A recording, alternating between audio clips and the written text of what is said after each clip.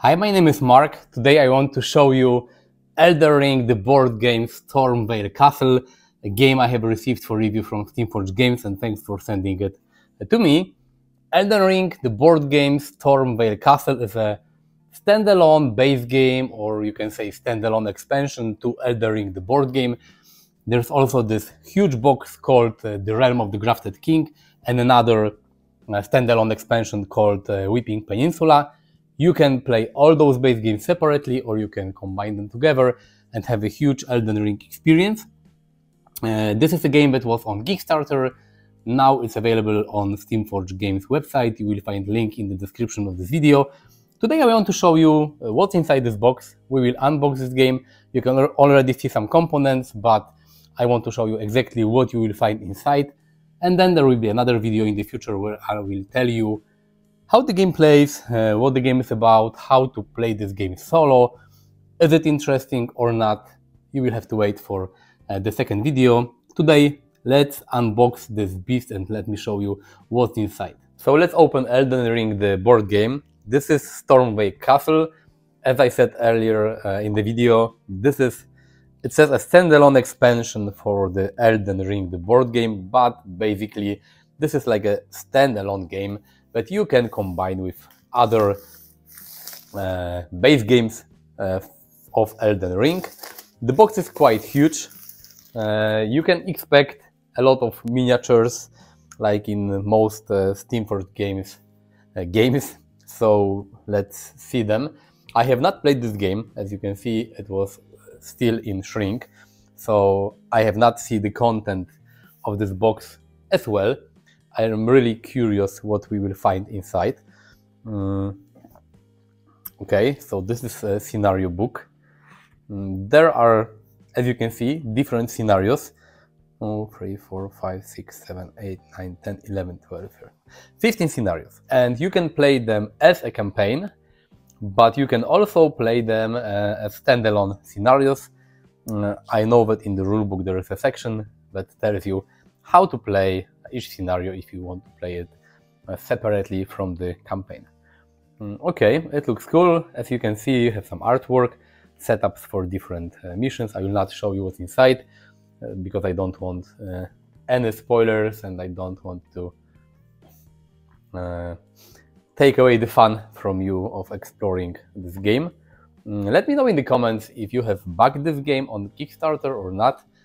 This is the retail edition, the edition that will be available in board game shops, but of course this game was also on Kickstarter, where you could get all the regular content and exclusive content as well. So let me know in the comments if you have backed this game. This is rulebook, 67 pages, so quite a lot. But I know that there are different types of scenarios, like you have narrative scenarios and boss battles, and different scenarios, they have different rules. You have encounters, you have exploration, world exploration. So probably that's why the rulebook has got so many pages. But it's not a light game, as you can probably see by the number of pages in this rulebook. It looks cool. To be honest, I never had any problems with learning games from Steamforged Games. I played Monster Hunter and Dark Souls, the board game, and they had a lot of rules, but they were quite easy to learn. Here we have some of the enemies that you will encounter in the game. Okay, they look cool. So these are probably some regular enemies that you will be able to fight. Somewhere down here are the miniatures of the bigger enemies and bosses and player characters, because each standalone expansion or base game, however you call it, for this game has got I think 4, or the smaller base game they have 4, the big one has maybe more, but different characters that you can play, because this is like a standalone. And here we have encounter books. We have 4 of them, and this is one of those games that doesn't contain any cardboard tiles, terrain tiles, and all the encounters and the boss battles and combat will be played on pages of those encounter books. You have 4 of them because sometimes you play, you have to combine 2 of those books, sometimes all 4, and they combined together, they create different locations that you will encounter in the game, where you will be able to fight monsters and bosses. So if you imagine 4 of those books, when they are opened on the table, they will take quite a lot of space. I know that there are fans of those encounter books, where you have all the maps inside a book. Some people like it, some people don't. I have to say that I usually appreciate the encounter books because they speed up the setup of every game a lot. I remember Gloomhaven or Frosthaven. Those games, they had so many different tiles that first of all it was hard to organize everything in the box, and the setup and putting everything back in the box took a lot of time. Here we have the campaign structure for the Elden Ring, and here we have the Weeping Peninsula, Stormveil Castle, and Realm of the Grafted King. Then there are the Flying Dragon, Agal, Earth Tree Avatar, and Limgrave Depths. So I'm not sure. You start with Weeping Peninsula, and then from here you can go to different scenarios, different campaigns. Weeping Peninsula has got like 1 campaign, this box has got another, and I'm not sure, maybe Realm of Grafted King has got 3 different campaigns in it, because as I said, this Realm of the Grafted King is the biggest one of this base games. Here we have boards for the characters, for the players, trait, profile, class features, combat, attribute deck, different weapons and armor. Okay, cool, just simple boards. Here we have some of the tokens, but luckily there are not that many of them. Okay, we have some tokens, probably some status tokens. I haven't played this game, as I mentioned earlier, but not that many, so this is quite cool. I have to say that recently I don't like games that have hundreds of different tokens that you have to use. It's hard to find those tokens during the game, and it's hard to store them somewhere in the box. Here we have different dials for bosses, for heroes. You have your life points and I think a number of cards that you can have in your hand, and focus points. So you have to create those dials with the use of those plastic, I'm not sure how you call them in English, but those plastic elements are used to create those dials. Some bags for the tokens probably, and here we have a lot of miniatures because judging by the size of this box, I knew that there are a lot of miniatures inside, and some of them are really, really huge. I remember that opening Monster Hunter from Steamforged Games was really a fun experience because those monsters were really huge, but those miniatures are, I don't know, one of the biggest that I have ever seen. I'm not sure how to take everything out because, okay, so maybe let's take this part first. This is one of the bosses or the more advanced enemies that you will fight in the game. It looks really, really cool. I love huge miniatures in fantasy adventure board games.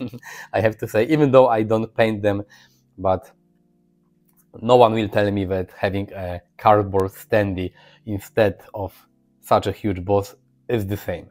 It's not. I understand that standees or cardboard, miniatures make games maybe cheaper to produce, but they don't give you the same experience. This looks like a huge bird. I'm not sure what type of enemy is this, but we have those birds. We have a knight here,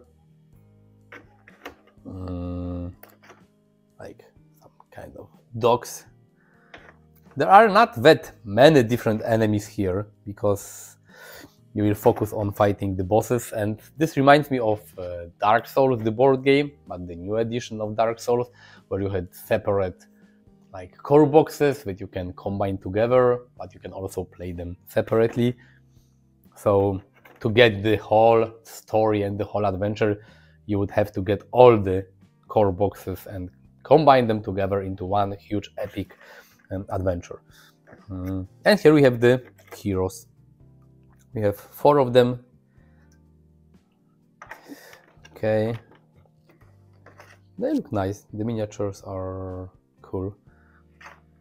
This whole game reminds me of Dark Souls, the board game. I'm not sure if the rules are similar or not, but it's, by looking at the miniatures, it's a little similar. Okay. We'll see. I hope that those enemies that you will fight, even though they use the same miniatures, they will have different stats. And here we have the biggest miniature from this box.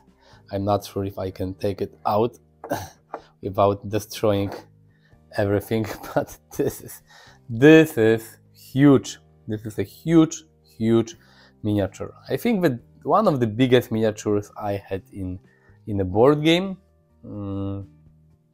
I know that maybe if you have Kingdom Death monsters and you create those miniatures and glue it together, maybe they are bigger than this, I'm not sure. But I'm talking about like regular board games packed in a box. This miniature is huge. Let me take one of the hero miniatures to compare it. So as you can see, this is your hero and this is the boss. It's huge. Looks really nice.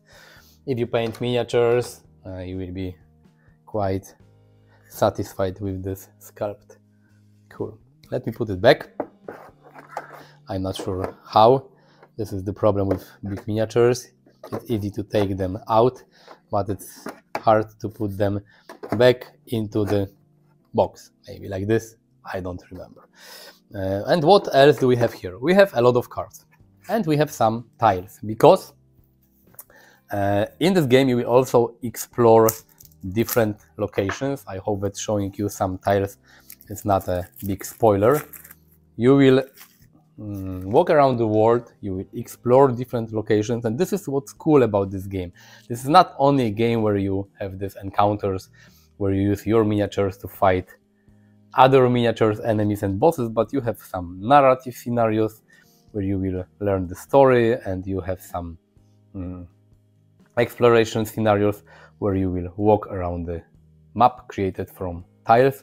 So this is nice. This is what, at least for me, sounds more interesting than, for example, Dark Souls, the board game, where you just went from one encounter to another and from one combat to another combat, adding a story and exploration and all those terrain tiles.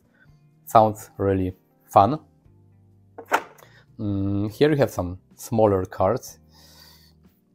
I'm not sure what are all those cards used for, so maybe I will open one of the packs to show you some of the cards, because I would like to avoid spoilers. I'm not sure if this game is like spoiler heavy, but probably it will be nice to discover the game on your own. Okay, this looks like different materials that you can get. Probably there is some crafting as well in this game where you will be able to create. Maybe this game is like a mix of Monster Hunter and Dark Souls, because in Monster Hunter, the board game, you had crafting and the combats look a little similar and miniatures to Dark Souls, the board game. I'm not sure. Okay, so we have a lot of different materials you can get. Ruins, flora, okay, corpse, beast. Let me open maybe one more pack of those small cards, because I don't think we'll have anything, any spoilers in them. Okay, what's this? Grey violet. Okay, runes. Okay, time passes. This is the weather deck. Eventful day. Okay, cool. Those small cards, they don't look that interesting. Here we have another deck of cards, but there are a lot of cards in here. Probably for each hero, each character, for different monsters. And please remember that this is one of the smaller base games of Elden Ring. There is also one big one that has, I think, twice as much of cards as here, so a lot of them. Attributes. So these are different action cards, maybe cards that you will create your deck. I'm not sure what those cards do. This looks like different attributes. Maybe you will create your deck from those cards and they will allow you to perform different actions. Okay. I would like to see some cards with maybe some bosses or enemies. Let me show you this deck. I have to be careful because there are a lot of cards and I'm always worried what happens if I mix all those cards together during unboxing. It may be hard to organize everything. Combat cards, okay, assassinate. Cool. So many cards. Different weapons and different attacks. So many cards, this is crazy. Dodge, sidestep. Probably some of those cards are related to a specific character. Let me just take a look what's here. Even more. Okay, some quests. Okay, Vagabond class quests. So those are quests for the different classes. Event. So many cards. There must be a way to organize everything. Samurai profile, because with all those cards. Just take a look. Let me take everything out and let me show you how many cards are in this game. Okay, this looks like some boss attacks, maybe. Whoa. So many cards. This is crazy. Okay. And here is like, okay, this is cool. Here we have some separators. So this is cool because you can organize the cards in the box. This is cool. When games have separators, this is really nice because otherwise it's really hard to find cards that you need to use during setup or during your game. This is really nice. So this is basically the unboxing of Elden Ring, the board game. I will not show you all those cards because I don't think they are that interesting during an unboxing video. Miniatures were really cool. We have seen the rulebook, the scenario, and counter books. Expect another video from me in the future where I will show you how the game plays. I will tell you what I think about it, how the game plays solo. I already know that if you want to play solo, you can use just one character, so this is really nice. I love games that allow you to play true solo with just one hero, and you don't have to use 2 or even more characters. So I know that this game allows you to play with one. So expect another video in the future. Thank you for watching. See you next time. Bye.